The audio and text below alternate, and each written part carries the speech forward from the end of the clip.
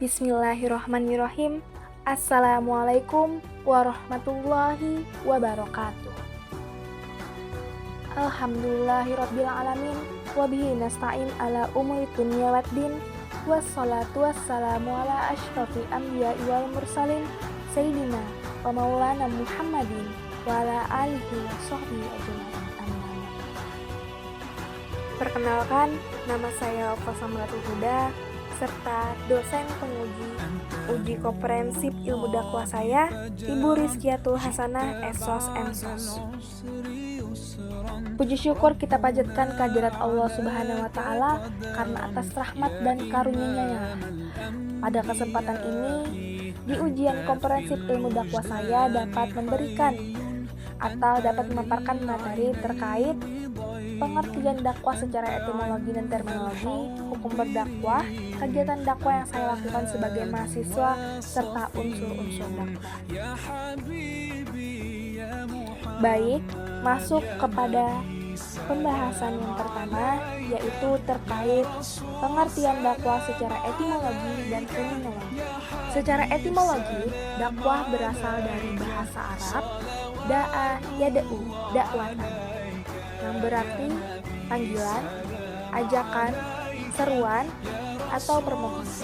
Dengan demikian, secara bahasa, dakwah dapat diartikan sebagai proses penyampaian ajakan agar orang lain mengikuti atau memenuhi panggilan tersebut.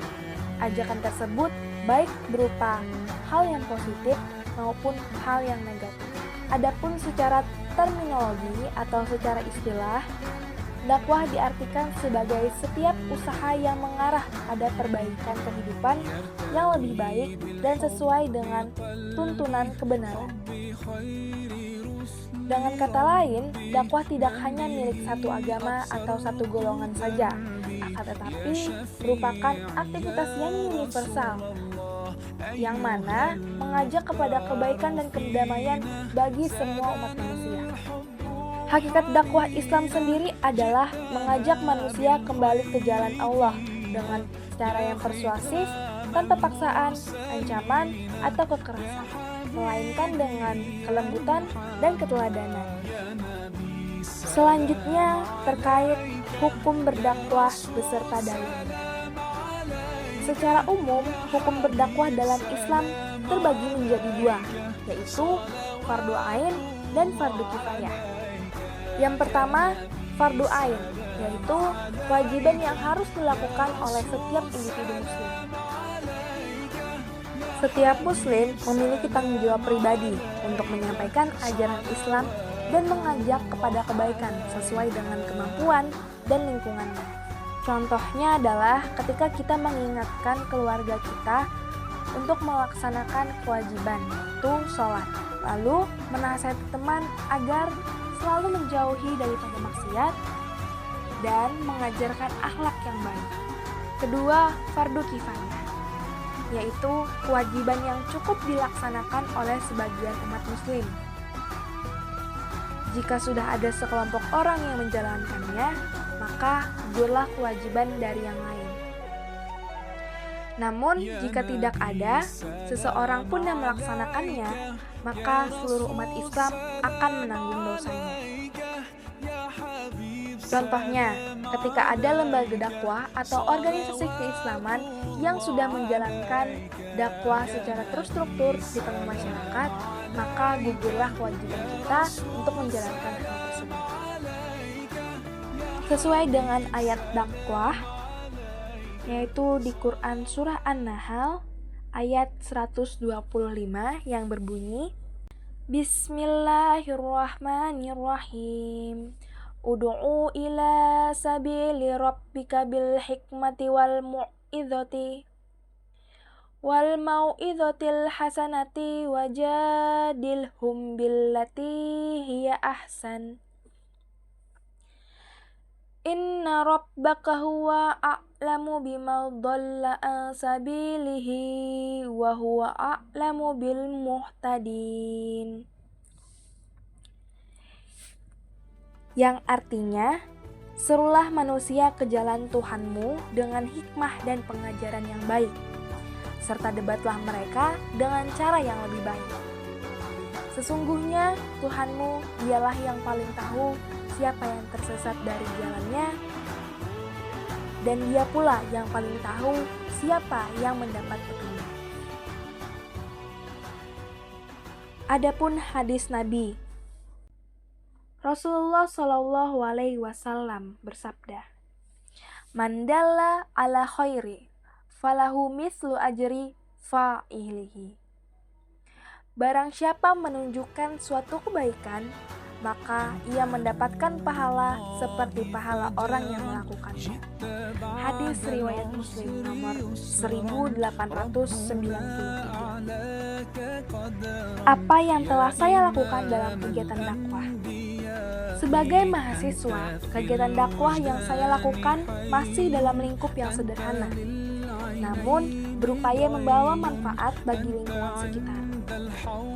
Dakwah yang saya jalankan lebih banyak yang bersifat dakwah bilhal, yaitu melalui perbuatan dan sikap sehari-hari. Beberapa bentuk kegiatan dakwah yang saya lakukan di antara lain, mengajak teman untuk berbuat kebaikan. Saya berusaha untuk saling mengingatkan teman-teman untuk tidak meninggalkan sholat, selalu berpakaian dengan sopan, dan menjaga tutur kata. Hal ini menjadi bentuk dakwah kecil yang bisa saya lakukan dalam kehidupan kampus saya sehari-hari. Selanjutnya, berpartisipasi dalam kegiatan keagamaan kampus. Saya ikut dalam kegiatan kajian, seperti tadarus, peringatan hari-hari besar Islam. Melalui kegiatan tersebut, saya belajar menyampaikan pesan keagamaan secara ringan dan saling menasehati dalam kebaikan. Dan yang terakhir, berbagi konten positif di media sosial. Sesekali saya membagikan kutipan ayat Al-Quran dan hadis atau pesan moral di media sosial sebagai bentuk dakwah ringan yang dapat menjangkau teman-teman sebaya saya. Dan yang terakhir yaitu unsur-unsur dakwah. Dalam kegiatan dakwah terdapat beberapa unsur utama yang saling berkaitan agar dakwah dapat berjalan dengan baik dan mencapai tujuannya. Unsur-unsur tersebut meliputi dai, subjek dakwah. Dai adalah orang yang menyampaikan dakwah, yaitu individu atau kelompok yang mengajak manusia kepada jalan Allah Subhanahu wa Ta'ala. Seorang dai harus memiliki keimanan yang kuat, berilmu, dan berakhlak mulia. Dai juga harus memahami kondisi mad'u atau objek dakwah. Tujuannya bukan sekedar menyampaikan pengetahuan agama, tapi juga menjadi suri tauladan dalam ucapan dan perbuatannya. Yang kedua, mad'u, objek dakwah. Mad'u adalah orang atau kelompok yang menjadi sasaran dakwah. Mereka bisa berasal dari berbagai latar belakang, seperti masyarakat umum, remaja, mahasiswa, atau komunitas tertentu. Pemahaman terhadap kondisi mad'u sangat penting, agar pesan dakwah dapat disampaikan dengan cara yang tepat, sesuai kebutuhan, kemampuan, dan tingkat pemahaman mereka. Yang ketiga, madah dakwah atau materi dakwah. Madah dakwah adalah isi atau pesan yang disampaikan dalam dakwah, yaitu ajaran Islam yang bersumber dari Al-Quran dan hadis. Materinya dapat mencakup akidah, syariah, dan akhlak. Yang keempat, thoriqah atau metode dakwah. Thoriqah adalah cara atau strategi yang digunakan dalam menyampaikan dakwah, baik secara lisan, tertulis, maupun perbuatan. Yang kelima, wasilah, media dakwah. Wasilah adalah alat atau sarana yang digunakan untuk menyampaikan dakwah. Dulu, media dakwah berupa mimbar, majelis taklim, dan surat kabar. Namun kini, media dakwah berkembang melalui radio, televisi, terutama dalam media digital seperti YouTube, Instagram, dan TikTok. Dan yang terakhir, Atsar dakwah, dampak atau tujuan dakwah. Ini adalah hasil dakwah, perubahan positif yang terjadi pada diri mad'u, baik keimanan, perilaku, maupun kehidupan sosial.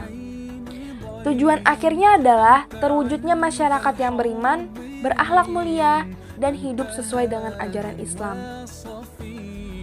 Sebagai penutup dari pemaparan uji komprehensif ilmu dakwah saya ini dapat disimpulkan bahwa dakwah adalah proses mengajak manusia menuju jalan Allah Subhanahu wa taala dengan pendekatan yang bijaksana, persuasif, dan penuh kasih sayang. Setiap muslim memiliki tanggung jawab untuk berdakwah sesuai kemampuannya, dan mahasiswa pun dapat berperan sebagai agen dakwah melalui perilaku, pengetahuan, dan karya positif di lingkungan akademik maupun sosial. Demikian pemaparan yang dapat saya sampaikan. Terima kasih atas perhatian dan kesempatan yang diberikan. Wassalamualaikum warahmatullahi wabarakatuh.